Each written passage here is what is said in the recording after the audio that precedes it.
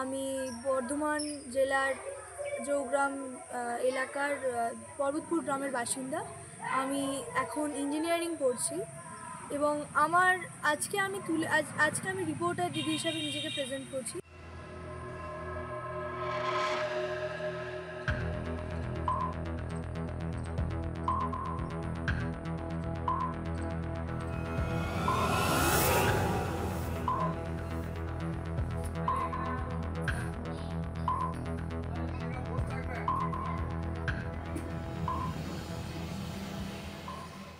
তো আমরা এরপর শুনে নেব স্কুলের শিক্ষকরা কি বলছেন এবং ছাত্রছাত্রীদের কি মতামত।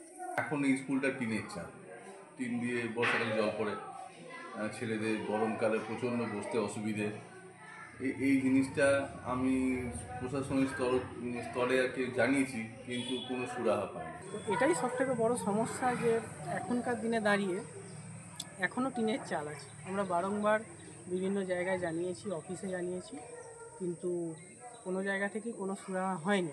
বৃষ্টি হলে টিন দিয়ে জল পড়ে, গরমকালে আমাদের টিন দিয়ে প্রচুর রোদ তাপ নামে, তাই জন্য আমাদের খুব কষ্ট হয়। বর্ষাকালে স্কুলে যখন মিড ডে মিল খাওয়ার জন্য যাই তখন খাওয়ার সময় খুব অসুবিধা হয়, তেমনি গরমকালে খুব গরম করে টিনের চালের নিচে।